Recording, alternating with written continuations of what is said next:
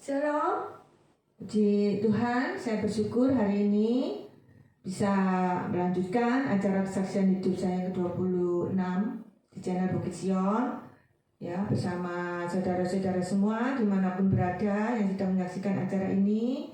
Kita semua dalam penyertaannya yang sempurna, amin. Kita bersyukur ya, saat ini kita semua sehat dan tak kekurangan suatu apapun juga. Semua ini karena kasih setia Tuhan Yesus dan anugerah Tuhan Yesus yang melimpah dalam hidup kita, amin. Sebelum saya memulai acara ini, saya akan berdoa terlebih dahulu. Bapa yang baik, dalam nama Yesus, hamba-Mu serahkan acara ini dari awal sampai akhir dalam pimpinan Roh Kudus-Mu. Terima kasih ya Bapa, kami siap mendengarkan pesan-Mu hari ini.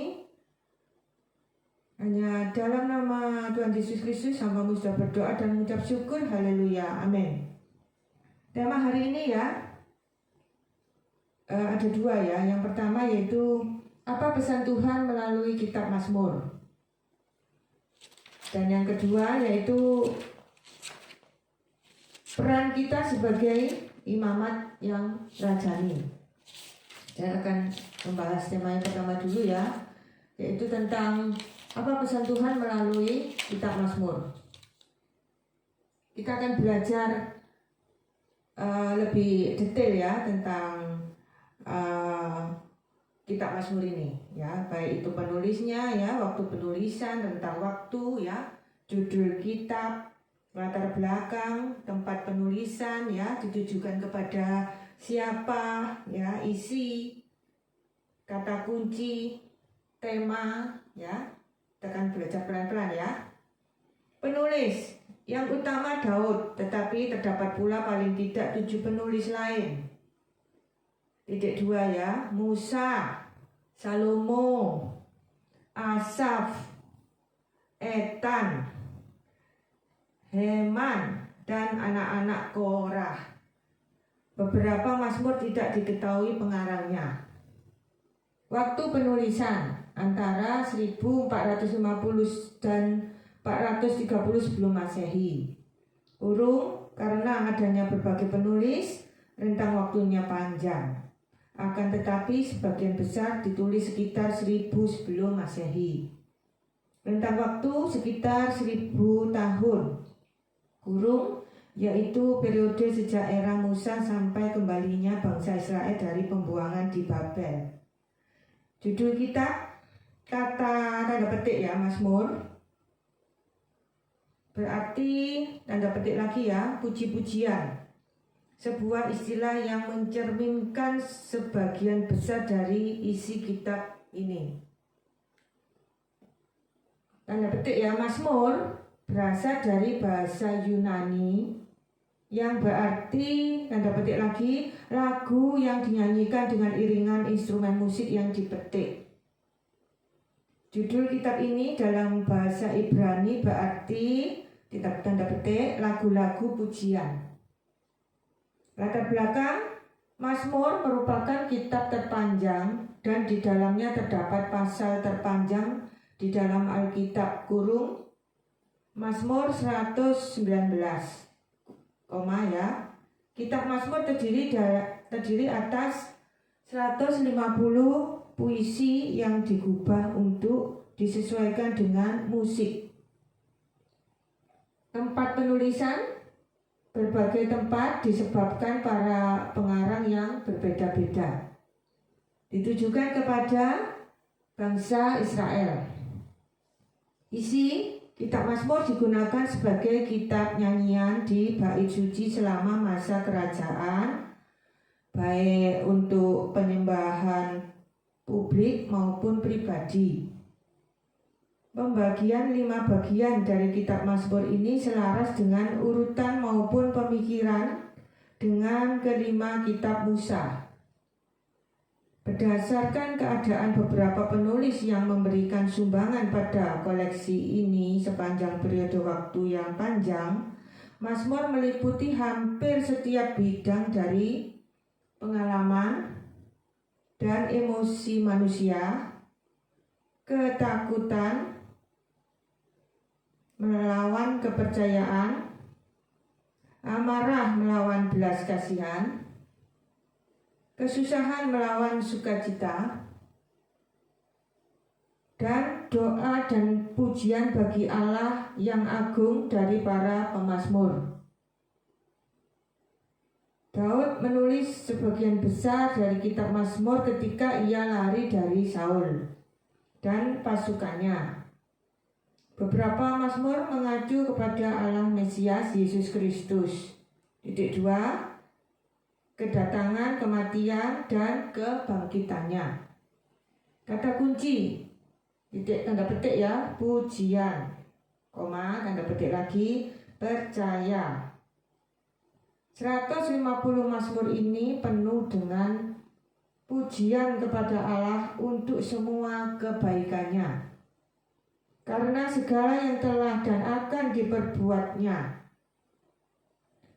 Umat Allah secara terus-menerus dipuji karena mempercayai Allah atas segala perlindungan, kasih, dan pembebasannya. Tema ya, dosa selalu merupakan pemberontakan terhadap Allah. Ya, ini yang penting ya, penekanannya di tema ini ya.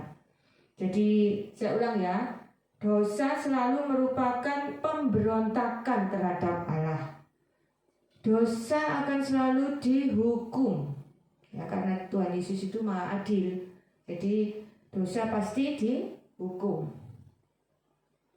Hidup dalam kebenaran yang disucikan membenci dosa.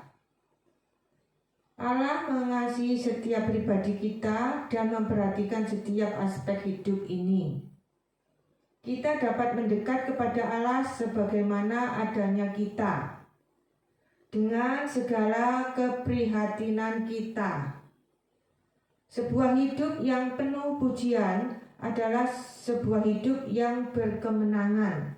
Ini juga poin penting ya, saya ulang ya. Sebuah hidup yang penuh pujian adalah sebuah hidup yang berkemenangan. Amin. Allah dapat dipercaya baik pada masa penderitaan maupun pada masa sukacita kita. Ya, jadi itu ya penjelasan tentang kitab Mazmur. Temanya ya masih membahas tema ya ini. Di dalam kitab Mazmur kita mendapatkan ayat-ayat harapan dan penghiburan melalui tema umum pujian. Pada pokoknya ayat-ayat tersebut adalah suatu penangkal terhadap ketakutan dan keluhan melalui tanggapan pribadi kepada pekerjaan Allah dan Allah sebagai manusia. Saya ulang ya. Di dalam kitab Mazmur kita mendapatkan ayat-ayat harapan dan penghiburan melalui tema umum pujian. Pada pokoknya ayat-ayat tersebut adalah suatu penangkal terhadap ketakutan dan keluhan. Ini poinnya ya. Jadi kita harus menangkal ya ketakutan dan keluhan ya, dengan kita selalu melekat pada Tuhan ya, selalu memuji-muji Tuhan ya dalam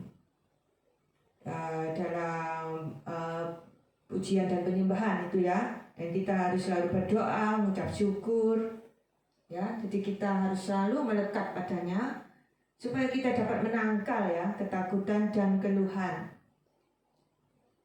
Saya lanjutkan ya. Ayat-ayat tersebut merupakan ekspresi akan pujian, iman, dan kehidupan rohani bangsa Israel.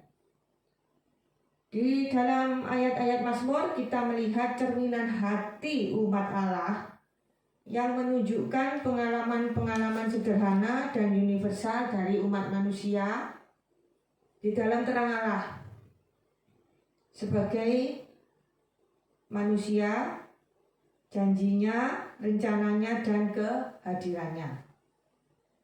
Saya ulang ya. Di dalam ayat-ayat Mazmur kita melihat cerminan hati umat Allah yang menunjukkan pengalaman-pengalaman sederhana dan universal dari umat manusia di dalam terang Allah sebagai manusia, janjinya, rencananya, dan kehadirannya. Ada 5 jenis mazmur. Kita belajar ya, supaya kita lebih mengerti ya kitab Mazmur ini. Ada 5 jenis, supaya kita tambah wawasan gitu ya. Jadi kita hanya sepintas kita tahu Mazmur, tapi kita tidak tahu bahwa Mazmur itu ternyata ada 5 jenis. Yang pertama yaitu ratapan, yang kedua yaitu doa dan permohonan, yang ketiga pengucapan syukur, yang keempat itu pujian, dan yang kelima itu nyanyian untuk ibadat. Yaitulah 5 jenis mazmur. Ya, saya ulang ya. 5 jenis mazmur. Yang pertama itu ratapan, yang kedua itu doa dan permohonan, yang ketiga pengucapan syukur, yang keempat pujian, yang kelima nyanyian untuk ibadat. Dalam kitab Mazmur ini ya ada juga doa-doa untuk bersyukur dan memuji Tuhan, dan ada juga doa-doa untuk memohon pertolongan Tuhan ya, perlindungan Tuhan dan pengampunan Tuhan. Saya ulang ya, dalam kitab Mazmur ini ya ada doa-doa untuk bersyukur dan memuji Tuhan, dan ada doa-doa untuk memohon pertolongan Tuhan, memohon perlindungan Tuhan, dan memohon pengampunan Tuhan.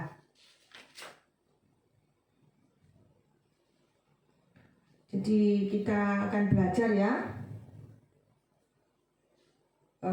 lebih dalam lagi ya tentang kitab Mazmur ini. Jadi kita harus tahu ya bahwa gagasan utama dalam Alkitab itu digaung-gaungkan nyaring ya lewat kitab Mazmur ini. Jadi gagasan utama dalam Alkitab itu digaung-gaungkan nyaring ya dalam kitab Mazmur ini. Apa gagasan utama dalam Alkitab? Gagasan utama dalam Alkitab yaitu pujian, ucapan syukur ya, pengucapan syukur maksud saya, maaf ya, pengucapan syukur, iman, pengharapan, duka cita karena dosa, kesetiaan, dan pertolongan Allah. Saya ulang ya, gagasan utama dalam Alkitab antara lain pujian, pengucapan syukur, iman, pengharapan, duka cita karena dosa, kesetiaan, dan pertolongan Allah. Untuk mengetahui ya bagaimana menjalani hidup sebagai orang beriman yang setia kepada satu-satunya Allah yang menciptakan dan memelihara seluruh dunia dan memperhatikan setiap segi hidup manusia. Saya ulang ya. Jadi kitab Mazmur ini untuk mengetahui ya bagaimana menjalani hidup sebagai orang beriman yang setia kepada satu-satunya Allah. Allah yang menciptakan dan memelihara seluruh dunia dan memperhatikan setiap segi hidup manusia. Daud digambarkan sebagai contoh tentang bagaimana orang bergantung pada Allah.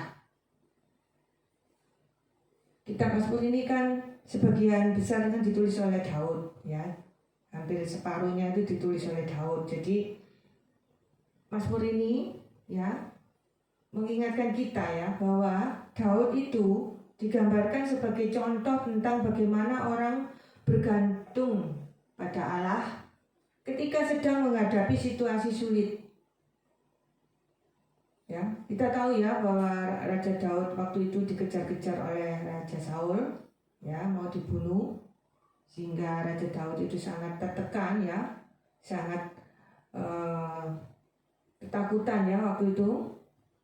Mungkin istilahnya zaman sekarang ini stres ya, atau bahkan depresi ya saat dikejar-kejar oleh Saul ini. sungguh suatu situasi yang sangat berat ya bagi Daud waktu itu, sangat hebat ya. Rasa tidak enaknya itu sangat hebat ya. Ya itu kita boleh dikuatkan ya melalui kitab Mazmur ini ya, di mana saat Raja Daud mengalami situasi sulit ya, itu Daud itu bergantung penuh pada Allah. Itu yang harus kita teladani ya. Dan itu pesan Tuhan melalui kitab Mazmur ini, bahwa kita pun ya dalam kehidupan sehari-hari ya, kita sering ya menghadapi situasi sulit, bahkan datangnya kadang tiba-tiba ya. Situasi sulit ini tidak mengenal waktu ya, datangnya itu tiba-tiba. Jadi kita harus siap menghadapi situasi sulit yang datang tiba-tiba. Atau dalam dunia bisnis itu disebut faktor X ya. Faktor X itu tidak bisa diprediksi dan tidak bisa diperkirakan gitu ya, kapan datangnya. Jadi itu yang disebut faktor X dalam dunia bisnis. Itu sama ya dengan situasi sulit yang tiba-tiba hadir dalam hidup kita ya. Kita harus siap sedia menghadapi situasi sulit seperti yang dialami oleh Raja Daud ini sekalipun ya. Kita harus selalu bergantung pada Allah, karena Allah lah tempat kita berlindung ya, tempat kita memohon pertolongan, dan dari Tuhan Yesuslah ya datang pertolongan. Tiada yang dapat menolong kita ya selain Tuhan Yesus, amin. Jadi kita jangan takut, jangan khawatir ya, jika kita menghadapi situasi sulit seperti yang dialami Daud ini sekalipun ya, kita harus tetap ya bergantung penuh pada Tuhan Yesus, amin. Ini dimaksudkan, saya lanjutkan ya, ini dimaksudkan untuk membantu orang yang beribadat supaya ketika menghadapi situasi yang sama, mereka tetap percaya kepada Allah. Ya, jadi itu sebagai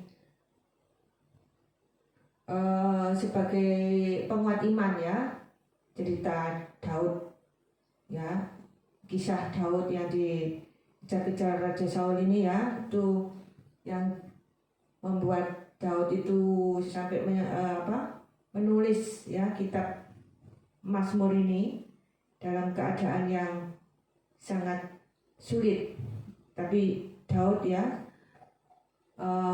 selalu mengandalkan Allah sehingga dia dapat menulis ya kitab Mazmur ini dengan penuh pengharapan ya, dengan iman yang kuat, dengan ucapan syukur ya, meskipun keadaan sulit seperti itu Daud sanggup mampu ya memuji-muji Tuhan dengan ucapan syukur ya, dengan berserah penuh pada Tuhan Yesus. Luar biasa ya. Ya, itulah pesan Tuhan ya melalui kitab Mazmur ini ya, supaya kita tetap percaya kepada Tuhan apapun yang terjadi. Jangan kehilangan iman kita ya saat kita menghadapi situasi sulit seperti Daud ini ya. Kita pasti lebih dari pemenang ya, kita pasti ditolong oleh Tuhan, amin. Tiada yang mustahil bagi Tuhan. Apa yang tidak bisa dilakukan oleh Tuhan ya. Tuhan itu Maha Kuasa ya, segala kutuk bisa diubah menjadi berkat, lembah kekelaman ya bisa diubah menjadi lembah pujian, amin. Beban diubah menjadi berkat, luar biasa ya.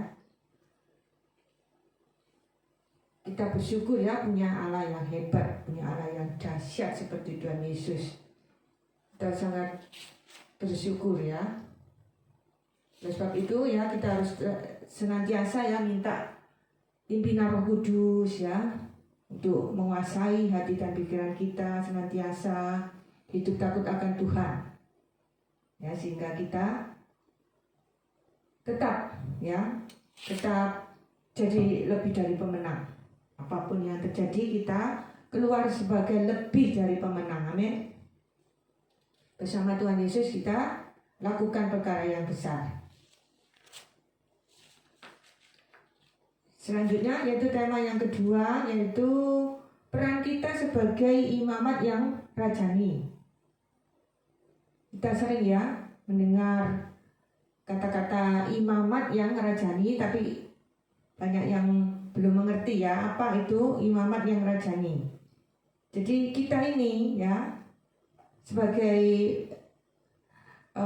orang-orang yang percaya pada Tuhan Yesus Kristus, ya umat Kristen, ya jemaat Kristus, anak-anak Tuhan, kita ini punya peran yaitu sebagai imamat yang rajani. Jadi imamat yang rajani itu tidak hanya untuk orang-orang tertentu ya, seperti hanya untuk pendeta saja atau pemimpin rohani saja atau yang punya gelar-gelar keagamaan itu ya, bukan hanya milik orang-orang seperti itu, yang orang-orang yang dikaruniai Tuhan punya gelar pendeta ya. Kita pun ini juga punya peran yang sama ya, meskipun kita tidak punya gelar ya, tapi kita punya peran yang sama di mata Tuhan ya.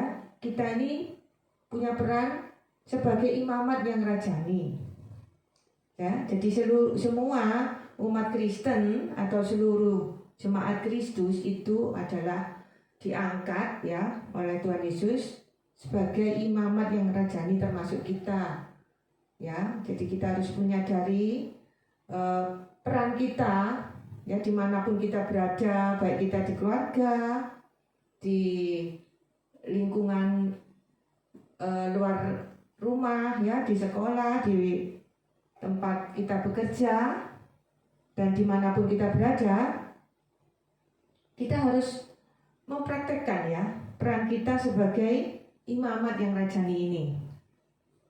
Apa yang dimaksud peran kita sebagai imamat yang rajani? Ya, kita belajar dulu ya, imamat ini kalau kita cermati itu artinya Tuhan memanggil ya. Jadi orang-orang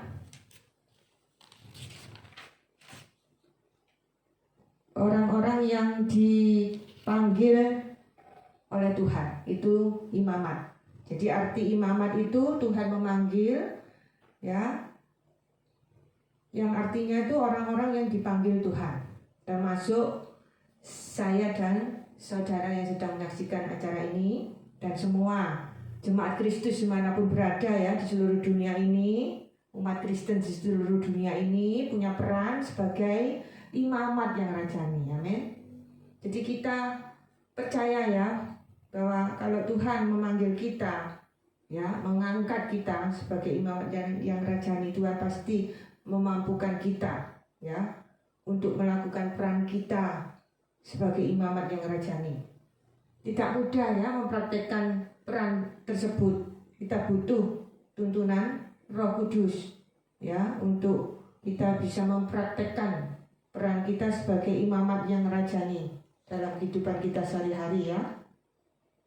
Jadi sebagai imamat yang rajani ya, kita tentu punya tugas dan panggilan yang sama dalam Tuhan ya. Karena kedudukan kita juga sama ya di mata Tuhan, yaitu sebagai imamat yang rajani. Meskipun status kita berbeda ya, gelar kita berbeda ya, kita tidak punya gelar sekalipun, kedudukan kita itu sama di mata Tuhan, di hati Tuhan itu sama, yaitu imamat yang rajani ya. Dengan kedudukan yang sama ini ya, kita mempunyai tugas dan panggilan yang sama juga. Apa tugas dan kewajiban kita sebagai imamat yang rajani? Yaitu sebagai, kita harus mengerti dulu ya, imamat yang rajani itu artinya itu di mata Tuhan kita itu adalah imam dan sekaligus sebagai raja, atau kalau perempuan itu ratu ya. Saya ulang ya, arti imamat yang rajani, di mata Tuhan kita adalah imam dan sekaligus sebagai raja atau ratu. Artinya apa? Sebagai imam kita bertugas untuk membawa orang-orang di sekeliling kita mengenal Allah. Ya, saya ulang ya. Sebagai imam kita bertugas untuk membawa orang-orang di sekeliling kita mengenal Allah, ya, mengenal Tuhan Yesus. Dan sebagai raja kita memerintah bersama Tuhan untuk memberi dampak bagi dunia ini sampai kerajaan Allah ditegakkan di bumi seperti di surga. Saya ulang ya, sebagai raja kita memerintah bersama Tuhan Yesus untuk memberi dampak bagi dunia ini sampai kerajaan Allah ditegakkan di bumi dan di surga. Amin. Kita pun harus mempraktikkan ya dalam kehidupan sehari-hari, karena iman tanpa perbuatan itu sia-sia. Kita pasti ya dimampukan oleh Tuhan, dan kita mohon tuntunannya ya, mohon kekuatan darinya supaya kita bisa mempraktekkan ya peran kita sebagai imamat yang rajani ya. Dan percayalah ya, Tuhan Yesus itu memiliki rencana yang besar dalam hidup kita semua. Amin. Ya, oleh karena itu ya kita harus mempunyai visi yang besar agar kita dapat melakukan perkara-perkara yang besar pula, ya, dan ada penuaian besar pula ya terjadi melalui hidup kita. Amin. Jadi kita harus percaya ya bahwa kita ini tidak hanya hidup biasa-biasa saja ya, tetapi kita hidup luar biasa dalam Tuhan. Amin. Jadi kita harus punya komitmen yang kuat ya sebagai imamat yang rajani. Jadi kita harus minta tuntunan Roh Kudus senantiasa ya untuk kita dapat melakukan peran kita ya, mempraktekkan peran kita sebagai imamat yang rajani dimanapun dan kapanpun kita berada. Amin. Ya, itulah pesan Tuhan hari ini. Saya akhiri acara ini sampai di sini ya. Semoga apa yang saya sampaikan dapat saudara-saudara mengerti dan dapat dipraktekkan ya dalam kehidupan kita sehari-hari. Dan saya yang terutama ya mempraktekkannya terlebih dahulu, karena saya yang menyampaikan, otomatis saya harus melakukannya terlebih dahulu ya. Dan itu satu tugas ya, tugas dari Tuhan buat saya pribadi.